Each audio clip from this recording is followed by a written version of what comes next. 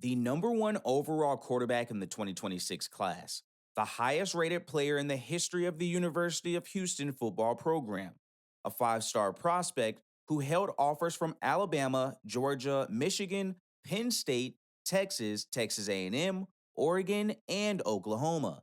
And for the better part of his high school career, college football told him he was a wide receiver, maybe a safety, a tremendous athlete who needed to find a different position, not a quarterback, not at this level, and not from that school. His name is Keyshawn Henderson. He plays for Legacy, the School of Sports Science in Spring, Texas.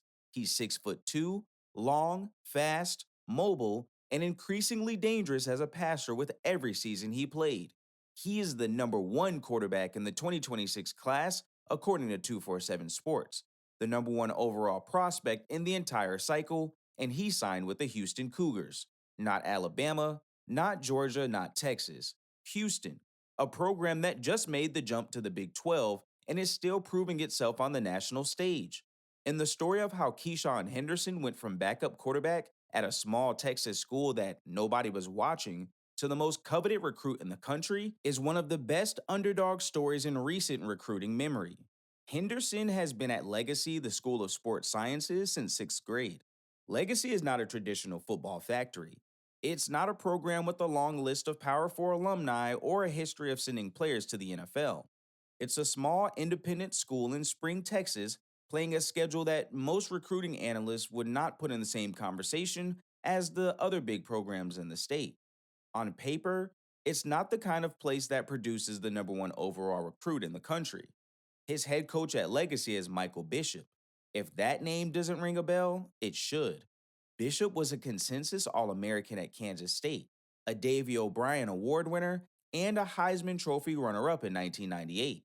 Before any of that happened, though, he came out of Willis High School in the Houston suburbs and was told by program after program that he was not a quarterback. Texas, Texas A&M, and Baylor all offered him, but as a wide receiver. The only school willing to let him play was Blinn Community College, where a young offensive coach named Willie Fritz gave him a chance.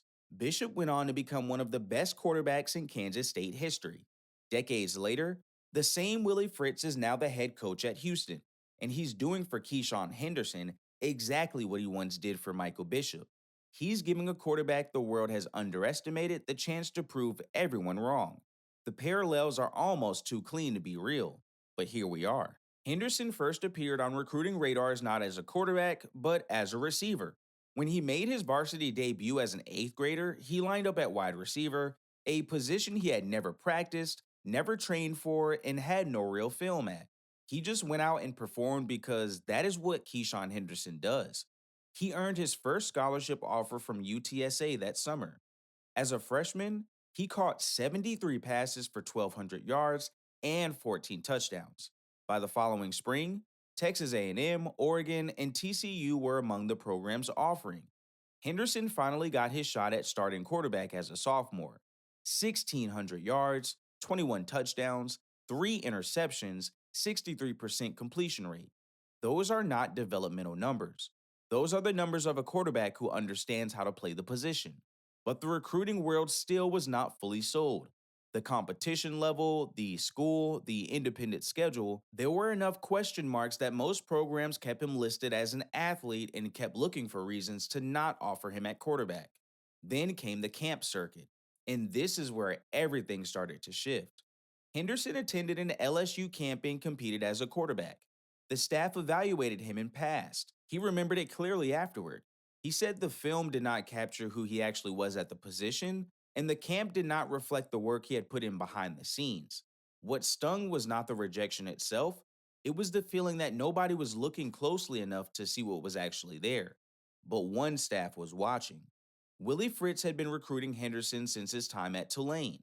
When Fritz was hired as head coach at Houston in December of 2023, one of his first moves was making Keyshawn Henderson a priority. Within a week of taking the job, the Houston staff identified him as their quarterback.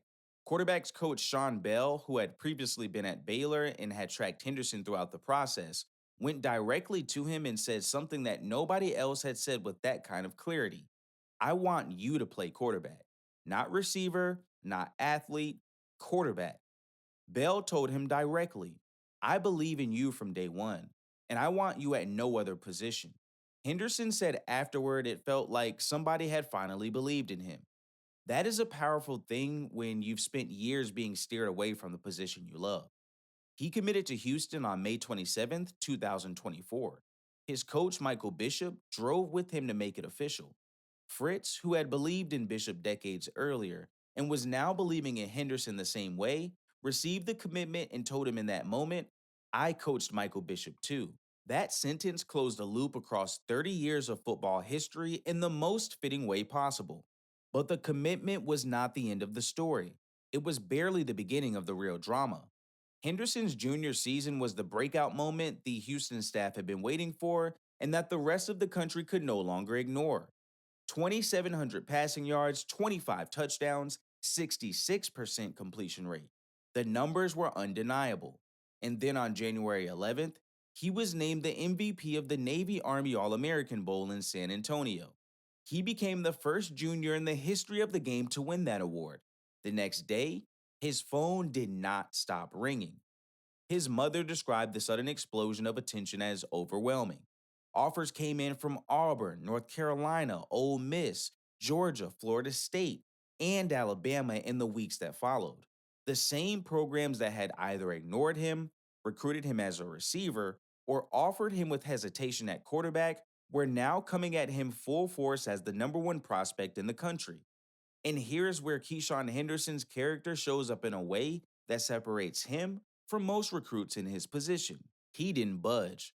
He held his commitment to Houston while Alabama, Georgia, and Florida State came calling with resources and brand power that most programs can't match. Texas A&M made a serious run at flipping him. He reportedly received a phone call at 3 in the morning from a program trying to get him on campus. He thought it was his alarm and that he was late for school. He said he responded to every recruiter politely, thanked them for their interest, and told them Houston was where he wanted to be. Notre Dame called and pitched him on having better professional career as a wide receiver than a quarterback. After everything he had been through, after every coach who told him to change positions, after every offer that came with an asterisk, that call from Notre Dame had to sting in a very specific way. He declined the visit. He was done having that conversation. His senior season removed whatever doubts remained about what kind of player he is. The numbers he posted are almost hard to process: 423 yards and a touchdown in one game, then 653 total yards and 6 touchdowns in a loss to Port Arthur Memorial, one of the most respected programs in the state of Texas. 653 yards in a single high school football game.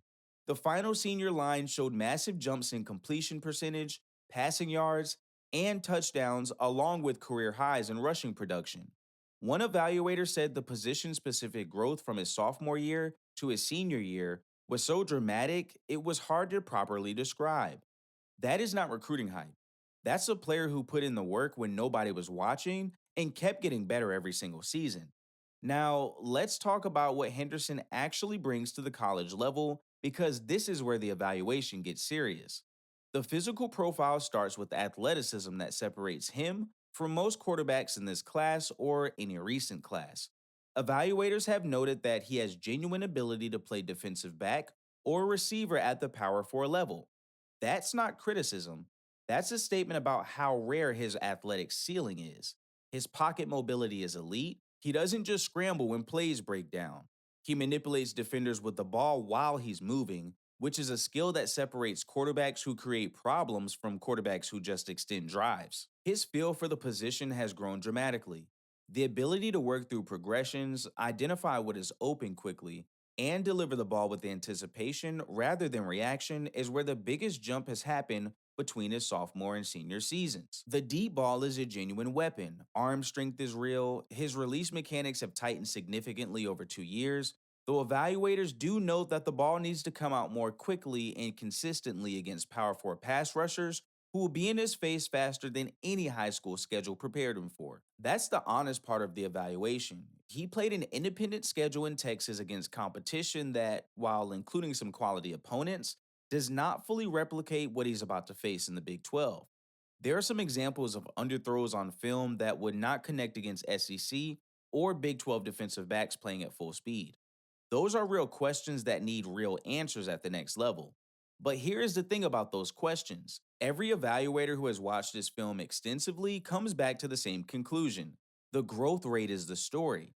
From sophomore to junior to senior, the improvements have been steep and consistent. A player who improves that sharply, that reliably, over that short of a period of time is a player whose ceiling is genuinely difficult to predict.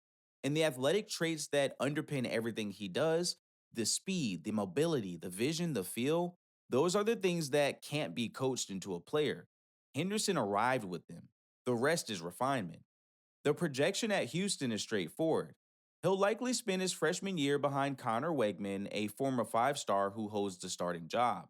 That year of practice reps, of learning a college offense at full speed, without the weight of being the starter, could be exactly what Henderson needs to make the transition cleanly. If the development timeline plays out the way Houston's staff is planning, Henderson takes over the starting job in 2027 with a full recruiting class around him built partly on his presence in the city. The Cougars have already used him as a recruiting focal point, and that influence is only going to grow as he gets on the field and starts making plays. The long term ceiling is what every evaluator is talking about. One analyst said flatly that Henderson has one of the highest upsides of any quarterback in the country, with one of the best combinations of physical and athletic tools of any prospect in the 2026 cycle. The path to becoming a coveted early round NFL draft candidate is there if the passing refinement catches up to the athleticism. And based on the trajectory of his development so far, there is no reason to believe it won't. This is Blitz All Media, where I cover the high school football players before the rest of the world catches up.